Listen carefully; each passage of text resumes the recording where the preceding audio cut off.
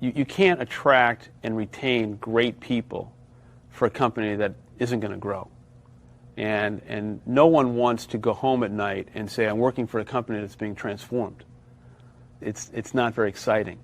I think it's so vitally important to give people hope, to provide aspiration and a vision for the future. And I knew from day one that when I returned, it wasn't only going to be about restoring the company back to its original form, that we had to instill a deep sense of commitment to growing the company. This is a unique inflection point for Starbucks, that I think we've identified a very big opportunity to do something that really has not been done before. There hasn't been one company that I can identify that has been able to build complementary channels of distribution by integrating the retail footprint and ubiquitous channels of distribution, and in our case, grocery stores and food and drug stores.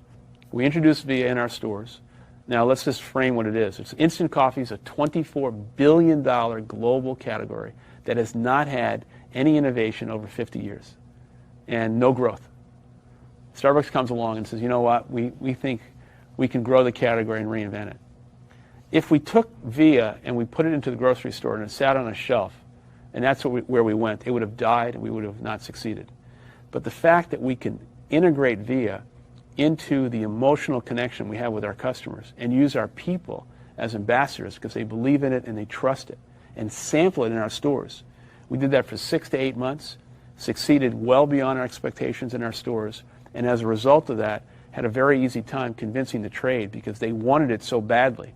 And now it's in over 30,000 points of distribution, and we're just getting started.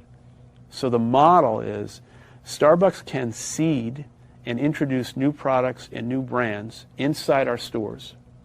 And as a result of its success, we can draft off of our stores into ubiquitous channels of distribution and then integrate that into the capability and the discipline we have around social and digital media. And then there's one other piece to the puzzle. Right now, 1 out of every 5 transactions in our stores happens off of the Starbucks card. And it's growing rapidly.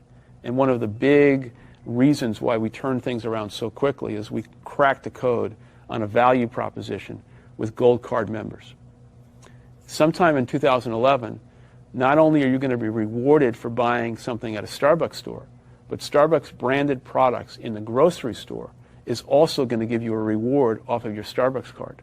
So we're going to integrate the reward system in a way that has never been done before between our retail stores and the wholesale channel.